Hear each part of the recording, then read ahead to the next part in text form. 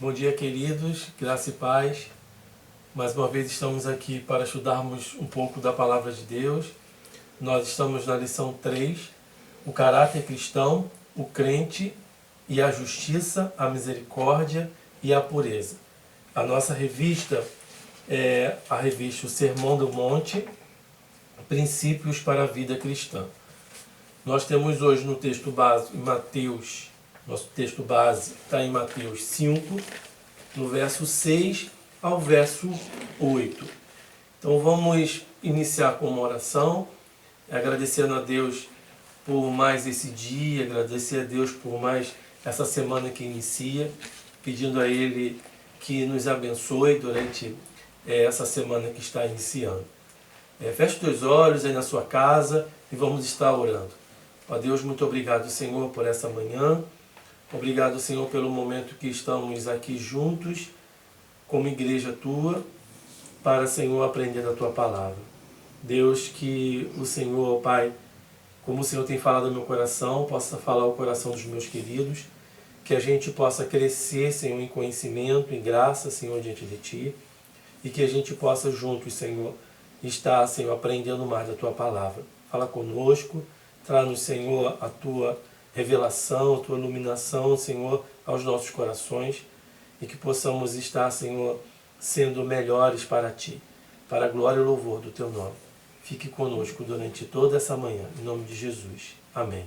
Então, queridos, a gente vai falar agora sobre a nossa lição, e a nossa lição ela tem como objetivo que nós possamos compreender a necessidade de buscar a justiça de Deus, praticar a misericórdia, ser puro de coração, com a finalidade de viver de forma a agradar a Deus.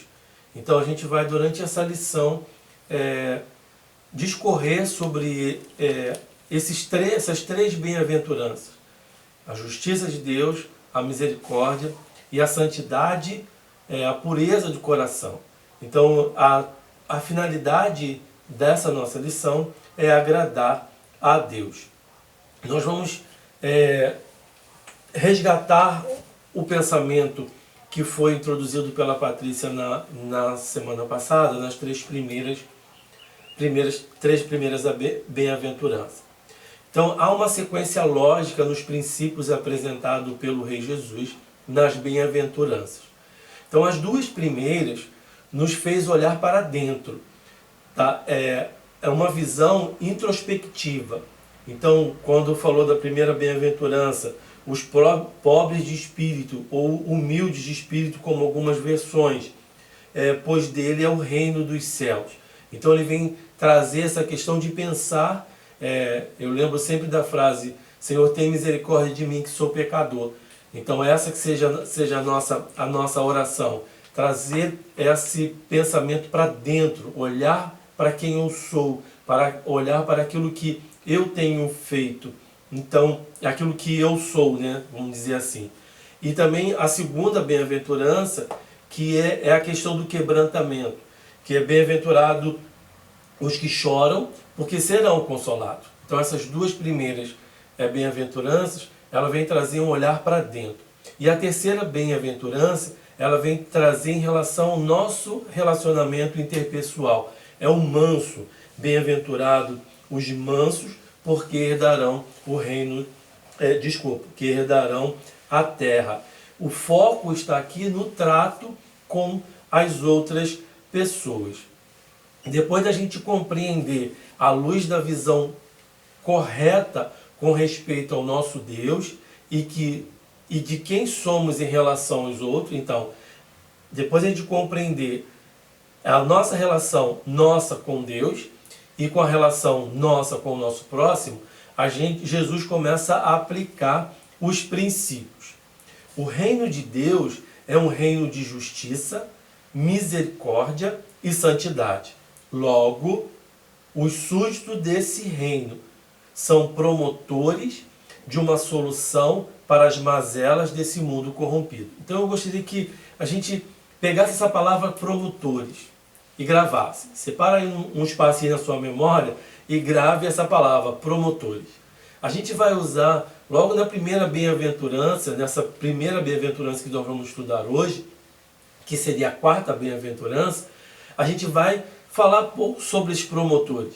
Se você estiver bem lembrado, no domingo passado, no culto da noite, o pastor Jorge falou sobre essa bem-aventurança. No verso 6 de Mateus 5. Então, o verso 6, deixa sua Bíblia em Mateus, aberta em Mateus 5, capítulo 5, e nós vamos ler o verso 6 nesse momento. Bem-aventurado os que têm fome e sede de justiça, porque serão saciados. Algumas versões falam que serão fartos da justiça. Então, justiça é um atributo de Deus que significa que ele é perfeitamente justo, perfeitamente correto e íntegro.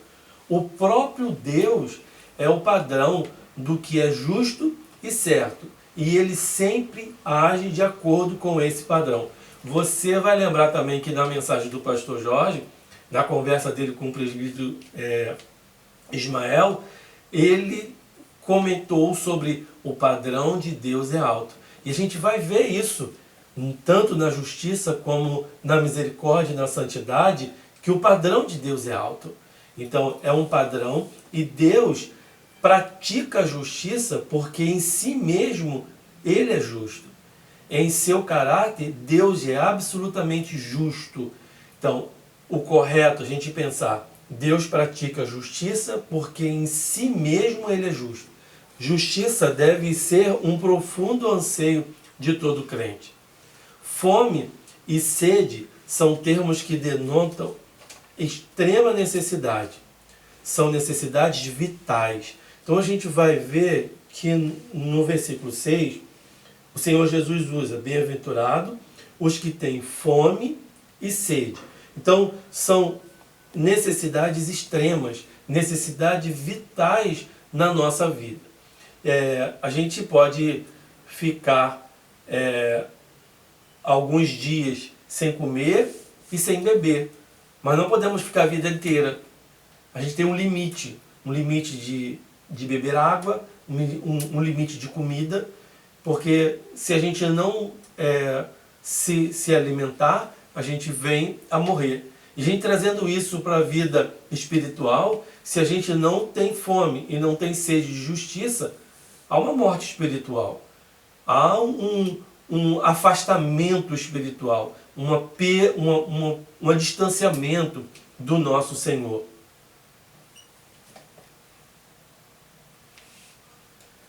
Ao se sentir saciado na presença de Deus, o cristão não se conforma com as injustiças e opressões que prevalecem no mundo.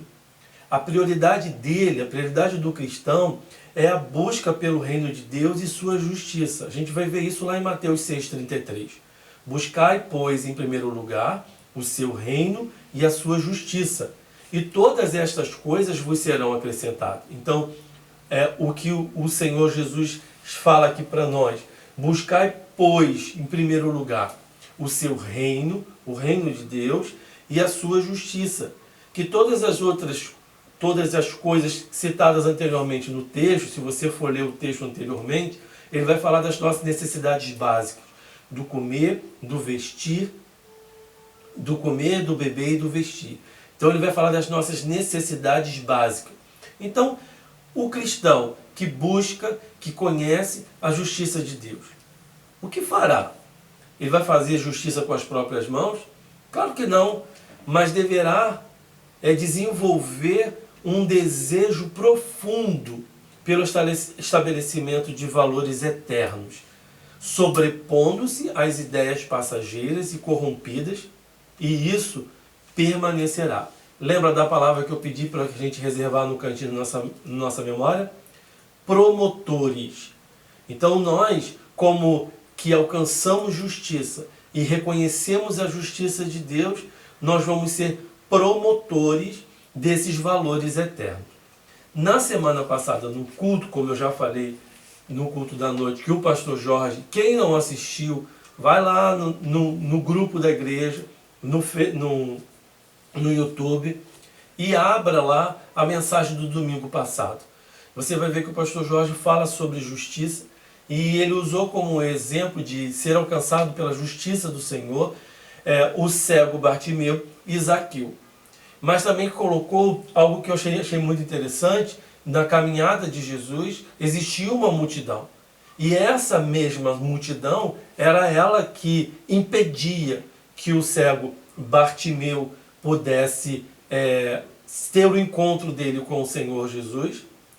E Zaqueu, por ter uma pequena estatura, ele teve que subir numa árvore para poder ver Jesus. E a própria multidão que foi a que impedia que eles tivessem esse encontro.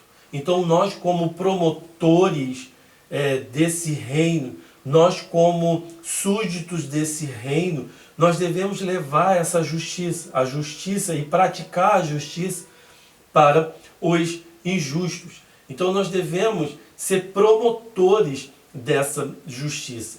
Ninguém, por seus próprios méritos, é capaz de ser absolutamente justo diante do padrão moral de Deus. Necessitamos de Deus e precisamos nos relacionar com Ele. Durante todo esse estudo dessa lição, na lição anterior foi a questão na dependência de Deus, porque na dependência de Deus em relação ao homem que sou pecador, a dependência de Deus de arrepender-se, de quebrantar-se, a dependência de Deus para ser manso. E nessa lição, não dizendo que nós não vamos depender de Deus, mas eu entendo como relacionar-se com Deus. A gente, nessa primeira bem-aventurança, serão fartos de justiça, porque eu vou ter um relacionamento com o meu Senhor, um relacionamento com o meu Pai, um relacionamento com o meu Deus. E a gente vai ver tanto na misericórdia quanto na santidade, a necessidade de um relacionar com o Senhor. Por que alguns cristãos continuam como bebês espirituais e outros avançam em direção da maturidade? Por que será? Às vezes, nós achamos que essa maturidade está na diferença de personalidade. Alguns parecem mais religiosos do que outros e mais desejosos das coisas espirituais. Também podemos pensar que a diferença está na salvação, ou na salvação do homem, ou em sua experiência com Cristo. Esses homens estavam tão atolados nos seus pecados e foram retirados de suas profundezas e alcançaram maturidade espiritual. Então a gente pode pensar que foi devido a essa grande transformação que eles alcançaram a maturidade espiritual. Pode ser também que outras pessoas pensem que foi por causa do treinamento cedo, começou o treinamento cedo. Aqueles que nasceram em um lar cristão e desde pequenos aprendem de Cristo, tornando-se assim mais espirituais. Então, se a gente voltar no texto de Mateus 5, verso 6, a gente vai ver a resposta que o próprio Jesus dá. Bem-aventurado os que têm fome e sede de justiça, pois serão saciados, pois serão fartos de justiça. Então, qual é o segredo do crescimento espiritual? O segredo está no apetite espiritual. O segredo está na fome e sede. Fome e sede de justiça, de conhecer mais esse Deus, de estar mais próximo do Senhor. Os que comem pouco, pouco crescerão. E os que comem muito, muito crescerão. Os que têm apetite voraz pela palavra de Deus e pela pessoa de Jesus, que satisfazem esse apetite alimentando-se da palavra e comungando com o Senhor, esses crescerão em maturidade espiritual. Então está aqui literalmente expresso a questão da tua maturidade espiritual. Queridos, se você não ler a palavra de Deus, não aplica as verdades no seu coração, e você não tem comunhão, não busca conhecer a pessoa do Senhor Jesus, não satisfaz comungando com o Senhor, você vai ser sempre um bebê espiritual. Então, quando a gente tem esse momento de estudo da palavra de Deus, de todo um investimento da igreja em relação à aplicação de uma revista Escola Dominical, de estudos de textos semanalmente. Se você for ver na tua revista, logo abaixo do título tem de segunda a domingo tem um texto para ser lido. Então se você, eu não consigo, você pegar a revista Escola Dominical e for seguindo esses textos, a leitura desses capítulos, não fique só resumidamente num trecho do versículo, leia um pouquinho antes, leia um pouquinho depois, conheça, se debruce diante da palavra de Deus, conheça o Senhor Jesus, deixe o Senhor se revelar através da palavra a você, que você vai usufruir desse crescimento espiritual. Mas se você não faz isso, vai ficar anos na igreja sem crescimento espiritual, um bebê espiritual. O crescimento, o desenvolvimento e a saúde espirituais estão inseparadamente unidos ao apetite espiritual. Então, se você come e se alimenta da palavra de Deus, logo você crescerá. Se você não faz isso, você não crescerá. Não vem, o pessoal da biologia vai saber, e o pessoal que já estudou sobre isso, não entra por osmose. Não adianta eu pegar, eu vou fazer até uma coisinha aqui, botar aqui na minha cabeça, que ele vai passar da Bíblia para a minha cabeça, ou daqui para o meu coração. Eu preciso ler, isso não vem por osmose. Ele não vai passar de um lado que tem mais para um lado que tem menos. Ele vai passar, ele vai vir do teu conhecimento, da tua leitura, do teu debruçar na palavra, entender. Queridos, nós estamos à disposição. Se você não entendeu aquilo, nós não sabemos todas as coisas, sim, mas nós podemos pesquisar, podemos te orientar. Temos todos os professores, os presbíteros, pastores, pessoas que podem te ajudar no crescimento. Então, queridos, uma dica: leia a Bíblia, conheça a palavra de Deus e o Senhor Jesus. E qual é a recompensa? Qual é a recompensa daquele que é faminto e sedento por justiça? A recompensa é a fartura da justiça, porque serão fartos. Então agora, se o Espírito Santo o convenceu de que seu apetite perdeu a força e o apetite se foi, com base na autoridade da palavra de Deus, isso não é nós que estamos falando de boca para fora, mas com base na palavra de Deus. O que podemos dizer para você? Podemos dizer que não pode haver e não haverá crescimento espiritual. É certo isso. Não, que podemos dizer que o seu desenvolvimento e alegria em sua experiência não terá alegria na sua experiência cristã. Sem poder na sua vida. Isso enquanto você não voltar à palavra de Deus e à pessoa de Jesus. E cultivar de novo aquele apetite que diminuiu ou se perdeu. Então, queridos, é necessário que a gente volte à palavra de Deus.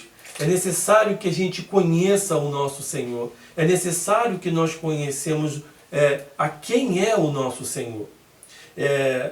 Eu queria ler uma parte da revista, está na página 16, em cima da palavra os misericordiosos, nesse último parágrafo, que diz assim: os que anseiam pela vitória da justiça de Deus sobre a injustiça humana, da verdade sobre a mentira, da honestidade sobre a corrupção, da solidariedade sobre o egoísmo, encontram nesta bem-aventurança a promessa de que o que for justo, íntegro e puro sempre irá prevalecer. Os que desejam a consagração da justiça na sociedade vivem e agem em nome da retidão e da integridade cotidianamente, verão a justiça ser estabelecida. Essa é uma mensagem escatológica, é uma promessa para o futuro. Então, queridos, que nós possamos, que chegamos diante do Senhor, que aprendemos do Senhor sobre a sua justiça, possamos exercitar essa justiça em todos os lugares, inundar essa sociedade injusta, corrupta, desleal, e que sejamos retos como o Senhor.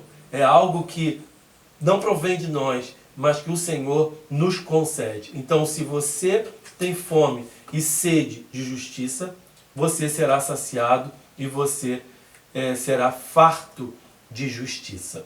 Continuando, o verso 7 vai falar: bem-aventurado os misericordiosos, porque alcançarão misericórdia. É o verso 7 de Mateus 5, verso 7. Ser misericordioso para com o próximo é um meio para alcançar a misericórdia de Deus dia após dia. Eu vou repetir. Ser misericordioso para com o próximo é um meio para alcançar a misericórdia de Deus dia após dia. No Antigo Testamento, a misericórdia era entrar na pele de outra pessoa de tal modo que passa a ver e sentir igual a ela. Então, entrar na pele de outra pessoa de tal modo que passa a ver e sentir igual a ela. Também posso dizer que misericórdia é o ato de ser compassivo com o próximo em seu estado de carência espiritual, moral e ou social. Então, é o ato de ser compassivo com o próximo em seu estado de carência espiritual, moral e ou social. Essa proeza, queridos, apenas pode ser obtido por quem for capaz de, você vai lembrar que nós já falamos sobre isso, for capaz de esvaziar-se, quebrantar-se, de ter um espírito brando e de amar a justiça. Nada mais é do que a gente voltar nas 4 primeiras bem-aventuranças. Esvaziar-se, reconhecer que eu sou pobre e humilde de espírito, quebrantar-se, que é chorar e será bem-aventurados os que choram, ter o espírito brando, é aquele que, bem-aventurados mansos, que herdarão a terra, e amar a justiça, foi o último bem-aventurança que eu falei. O cristão genuíno é assim, se identifica, sente compaixão e sofre, se necessário, com o outro. Isso porque ele recebeu a misericórdia do Deus Pai no Filho pelo Espírito. Esse é o fator motivador para o cristão ser assim. Então eu vou voltar a esse ponto que fala que o fator motivador é que nós recebemos a misericórdia de Deus Pai no Filho pelo Espírito. Qual o melhor exemplo que nós temos de demonstração de misericórdia? Você fazendo um exercício mental, você vai ver, o melhor exemplo de misericórdia é no nosso Senhor Jesus Cristo. Ele mostrou misericórdia aos enfermos, ele mostrou misericórdia em momentos de tristeza e de morte, ele mostrou misericórdia para os pecadores, aos fracos, aos desamparados, aos pequeninos, aos rejeitados da sociedade, aos inaceitáveis. Esse foi o Senhor. A vida dele foi um exercício de misericórdia. O que o nosso Senhor, vamos pensar agora o seguinte, o que o Senhor tinha em mente quando disse: bem-aventurado os misericordiosos, porque alcançarão misericórdia? O que ele tinha em mente? A primeira coisa que a gente pode pensar é que a misericórdia não pertence naturalmente ao homem. Se a gente for analisar a nossa vida, nós nascemos, como diz Salmo 51, em pecado fui formado. Então a semente do pecado, ele veio até nós, e nossa natureza nosso caráter foi deformado. Logo, essa misericórdia não existe em nós. Então a misericórdia não é uma característica natural do coração humano. A misericórdia pertence a Deus. Em Lucas fala sobre isso, em Lucas 6,36 ele fala: sede misericordiosos, como também é misericordioso o vosso Pai. Então, é uma característica do nosso Senhor, é uma característica do nosso Deus. A misericórdia do homem é uma característica adquirida, proveniente de um Pai misericordioso que manifesta sua vida, sua natureza, seu próprio caráter em seus filhos. Então é o Senhor imprimindo em nós a sua característica. A gente vai ver lá em Salmo 78, verso 38, a parte A, que diz: Ele, porém, que é misericordioso, perdoa as iniquidades.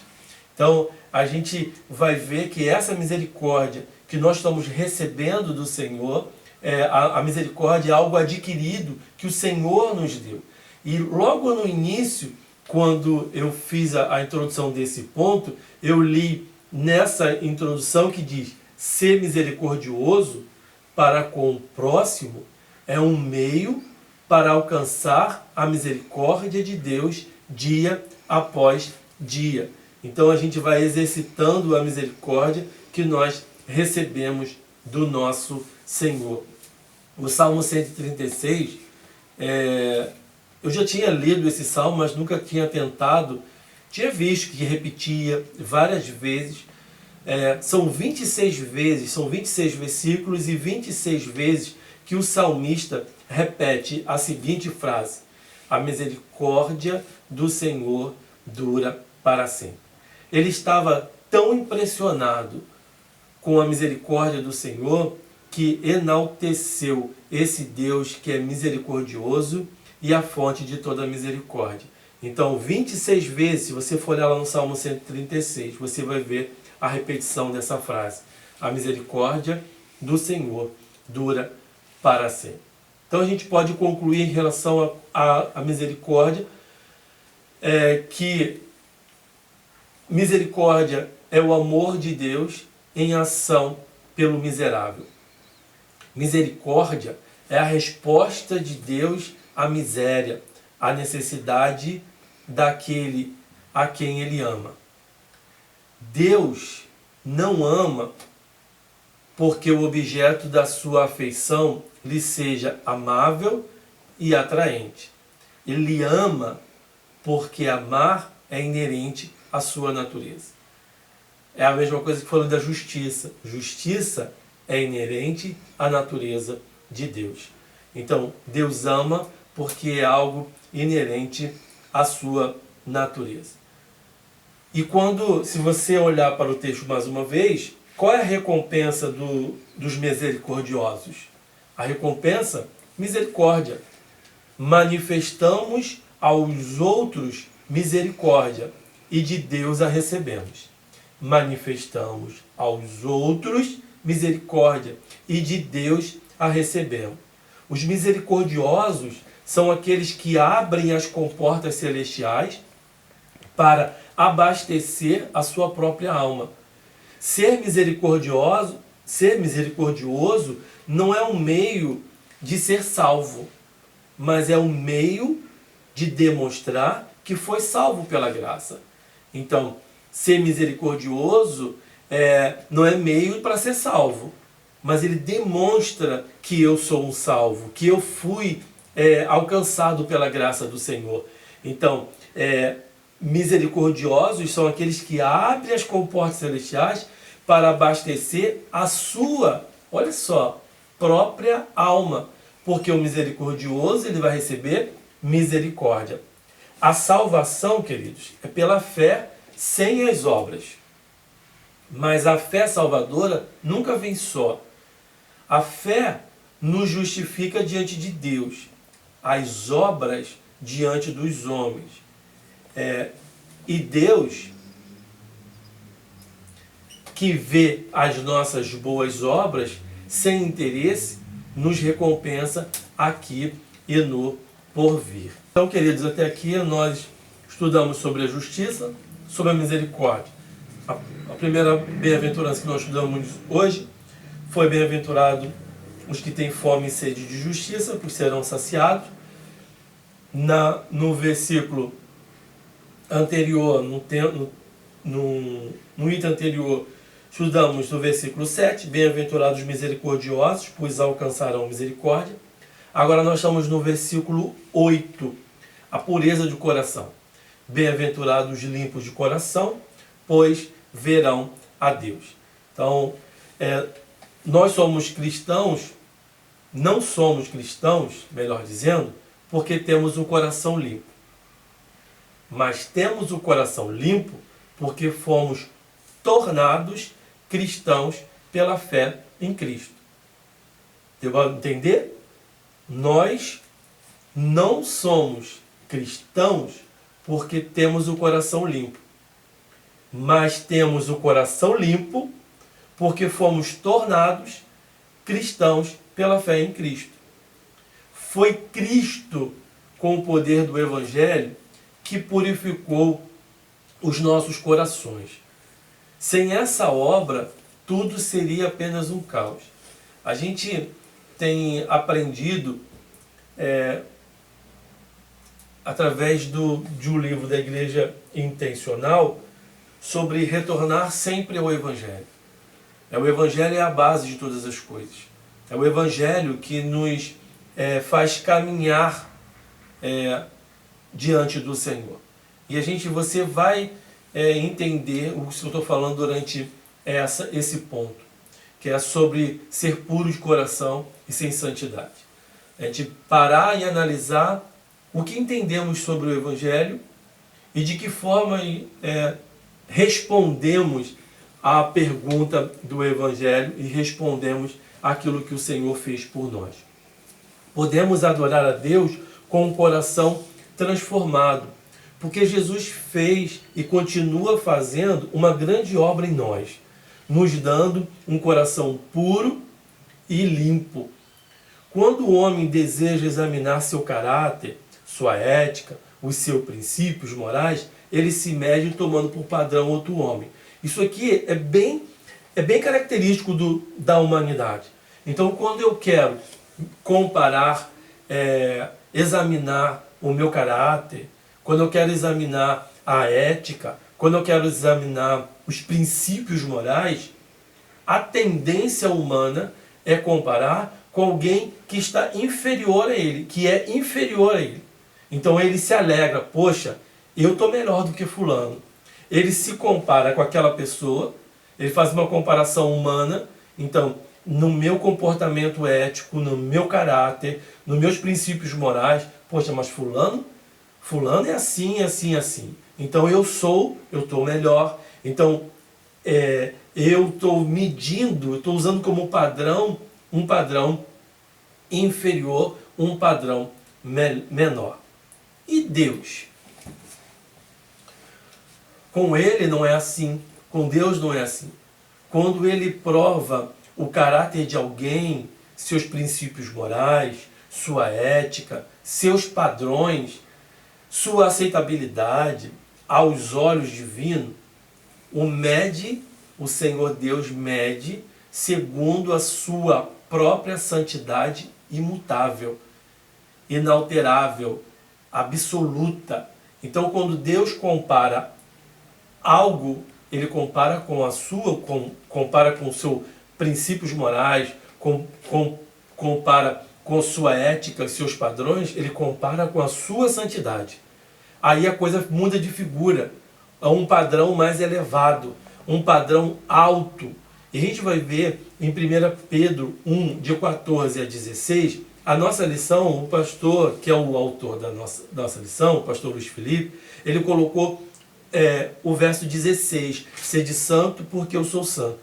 Eu preferi colocar a partir do verso 14, porque a gente vai entender essa fala de sede santo, esse contexto de sede santo porque eu sou santo. O texto diz o seguinte: como filhos da obediência, não vos amoldeis às paixões que tinhas anteriormente na vossa ignorância. Pelo contrário, segundo é santo aquele que vos chamou, tornai-vos santos também vós mesmo em todo o vosso procedimento, porque está escrito: sede santo, porque eu sou santo. Eu vou ler a partir do tornai-vos santo, também vós mesmo em todo o vosso procedimento. Porque está escrito, sede santo, porque eu sou santo. É quando Deus faz a comparação, ele diz, seja santo, porque eu sou santo. Ele compara com ele mesmo, com a sua santidade. Todo o que não busca o padrão de santidade de Deus é inaceitável aos seus olhos. Então, é a santidade de Deus que é o padrão da análise de Deus no seu procedimento moral, na sua ética. Diante de essa bem-aventurança, ela nos traz dois ensinamentos. O primeiro ensinamento é que não há mérito no pecador. O pecador é inaceitável diante de Deus, porque não pode atingir a perfeição por si mesmo. Eu lembro de Efésios 2:1, que fala que nós estávamos mortos nos nossos delitos e pecados. Então o morto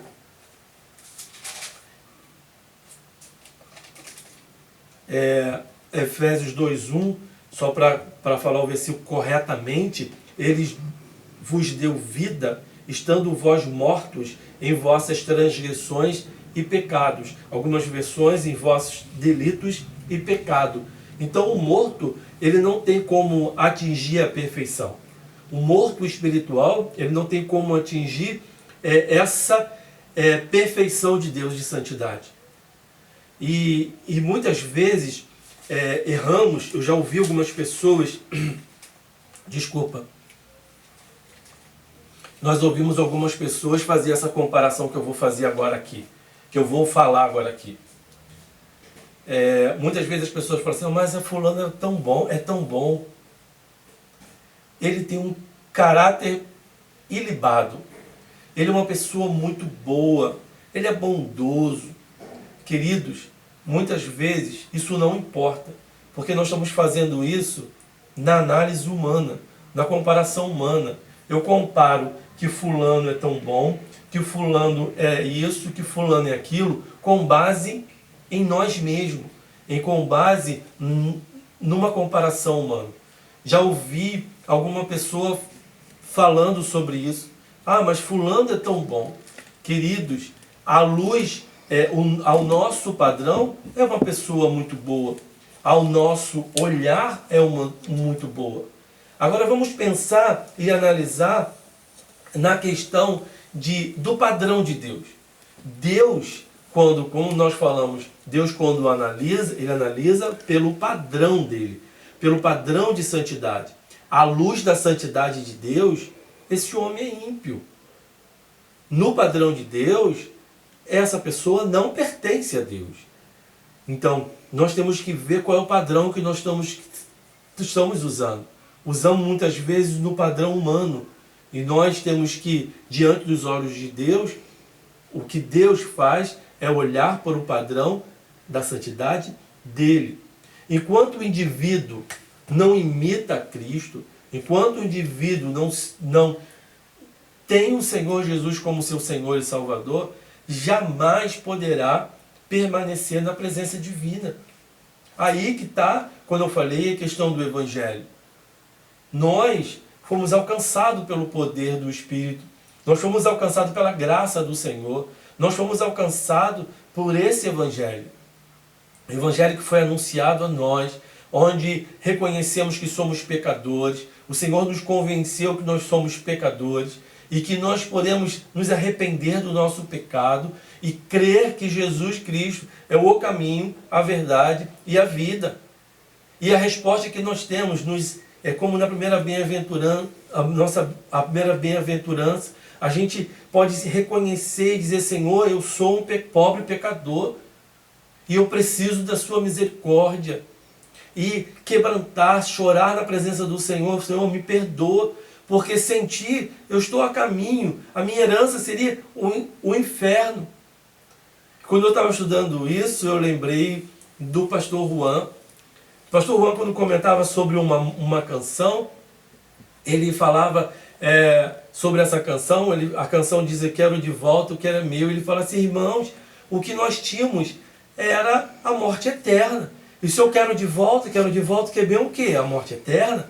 E eu ria com ele muitas vezes. E realmente, queridos, nós estamos com passos largos para a morte eterna. Mas Deus, com a sua justiça, com o seu amor, e a sua graça, Ele nos alcança e nos dá a bênção de reconhecermos que nós somos pecadores e que por nós mesmos nós não temos condições de chegar, porque estávamos mortos dos nossos delitos e pecados. Mas Deus, Ele mostrou esse amor, nos manda Jesus, que morre através da justiça de Deus, morre, ressuscita e nos dá essa condição de sermos adotados nessa família de Deus. Enquanto o indivíduo ele não aceita, ele não faz esses passos, ele não pode permanecer na presença de Deus. Eu vou ser repetitivo, mas eu vou falar o que eu tenho que falar. Eu já acabei de falar, mas eu vou repetir. Jesus veio e se ofereceu na cruz como sacrifício por nossos pecados. Aí está mostrando o amor de Deus. Com a sua morte, Ele pagou o preço do pecado do mundo, justiça de Deus.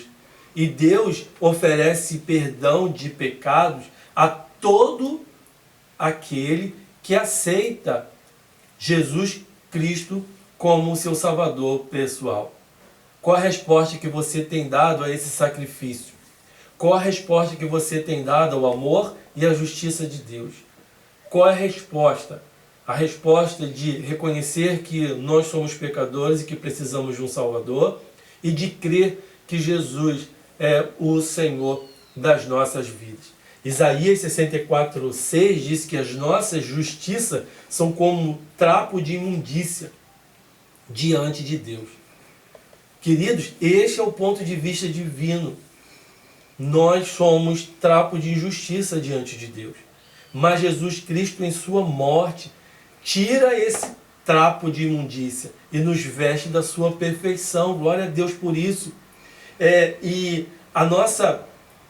O texto que eu vou ler agora está em 2 Coríntios, capítulo 3, verso 18, que diz: e todos nós, com o rosto desvendado, contemplando como por espelho a glória do Senhor, somos transformados de glória em glória, na sua própria imagem, como pelo Senhor, o Espírito.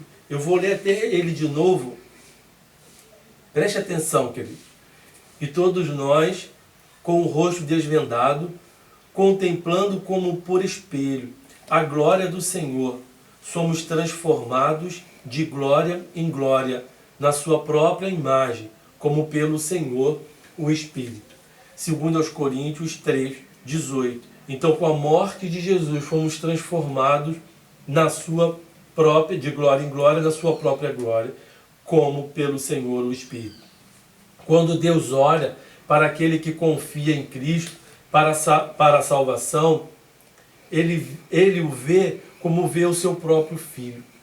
Então olha que coisa maravilhosa.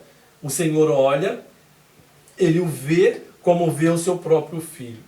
Então a gente vai ver que o sangue de Jesus, que nos purifica de todo pecado, a morte de Jesus, que foi aquele que nos uniu com o nosso Pai, que é o novo e vivo caminho. O outro ponto que a gente entende, que aprende com essa bem-aventurança, que é o segundo ensinamento, que é a santidade alcançável. Muito embora tenhamos sido redimidos pelo sangue de Cristo e feitos membros da família de Deus, não teremos comunhão com Ele se não preservarmos na santidade. Não teremos comunhão com Ele se não preservarmos na santidade. O Salmo 66, verso 18, ele diz o seguinte: se eu tivesse guardado o pecado no coração, o Senhor não me teria ouvido. Não posso desfrutar a luz do semblante divino e a alegria da sua comunhão sem mãos limpas e coração puro. Nós estamos falando dessa bem-aventurança de puro de coração, de santidade. Em 1 João 1, versículo 7 e versículo 9, a gente tem dois versículos que mostram exatamente isso. Se, porém, andarmos na luz como Ele está na luz, mantemos comunhão um com os outros, e o sangue de Jesus, seu Filho, nos purifica de todo o pecado. É o sangue de Jesus. Então, o títulozinho dessa parte, que fala santidade alcançável. É o sangue de Jesus que nos purifica de todo o pecado. Se pecamos porque foi um acidente da nossa vida, podemos ler o versículo 9 e recitar o versículo 9 de 1 João 9. Se confessarmos os nossos pecados, Ele é fiel e justo para nos perdoar os pecados e nos purificar de toda injustiça. São dois pré-requisitos para a entrada na presença de Deus: santidade e justiça. E qual é o benefício? O que é o benefício aos puros de coração? Que somente o puro de coração, os santos, isto é, os santificados por Jesus, que vivem em santidade, verão a Deus, agora com os olhos da fé, e depois com a sua glória no porvir. Eu gostaria de ler agora Miqueias 6, de 6 a 8. Que tipo de culto que o Senhor se agrada? Assim diz o texto do Senhor. Com que me apresentarei ao Senhor e me inclinarei ante o Deus excelso? Virei perante Ele com holocaustos, com bezerros de ouro? Agradar-se-á o Senhor de milhares de carneiros, de 10.000 ribeiros de azeite? Darei o meu primogênito pela minha transgressão, o fruto do meu corpo pelo pecado da minha alma? E ele te declarou: ó homem, o que é bom e o que é que o Senhor pede de ti? Que pratique a justiça, e ames a misericórdia, e andes humildemente com o teu Deus. Eu vou repetir essa parte. O Senhor pede de ti. O que o Senhor pede de ti? Que pratique a justiça, que ames a misericórdia, e andes humildemente com o teu Senhor. Então, nós estudamos hoje mais 3 bem-aventuranças. A bem-aventurança, o verso 6, bem-aventurados os que têm fome e sede de justiça, que serão saciados ou serão fartos. O verso 7, bem-aventurados os misericordiosos, pois alcançarão misericórdia. Bem-aventurados os limpos de coração, pois verão a Deus. Concluindo a nossa lição de hoje, eu gostaria de trazer a conclusão da própria revista. Eu gostaria de ler. Algumas perguntas surgem nessa conclusão. Você se considera uma pessoa faminta e sedenta por Deus e sua justiça? Em sua avaliação, você é uma pessoa misericordiosa? Fazendo uma profunda autoanálise, examinando o seu coração, suas motivações, seus pensamentos, atitudes e desejos, você tem buscado viver uma vida santa diante de Deus? Uma pergunta mais séria ainda: você está preparado para se encontrar com seu Deus?